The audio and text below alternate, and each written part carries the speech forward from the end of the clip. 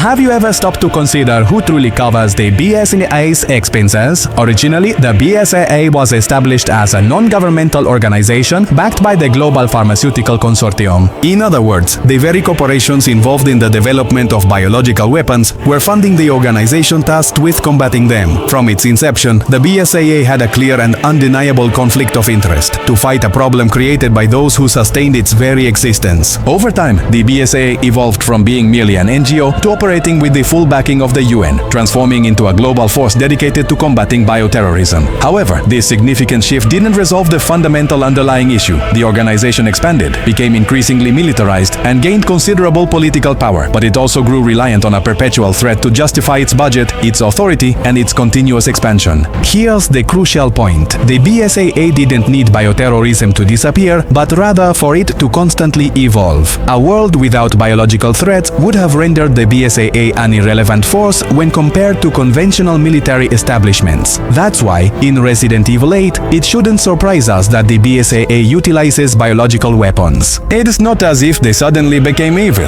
What we're seeing is the logical outcome of years of pragmatic and morally questionable decisions. Faced with increasingly inhuman threats, the BSAA came to the conclusion that human soldiers alone were no longer sufficient. To maintain their military relevance and influence among nations, they decided to adopt the very technology they had sworn to eradicate under the guise of control and regulation.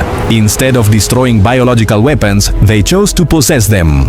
The BSAA never stopped perceiving itself as the world's ultimate protector. It merely redefined the extent of the horrors it was prepared to tolerate and embrace in order to maintain that role. That's the true, unsettling turning point. They didn't transition from being heroes to outright villains, but rather from being staunch idealists to an organization deeply convinced that the end always justifies the means. And in the dark, unforgiving universe of Resident Evil, that particular mindset never ever concludes favorably.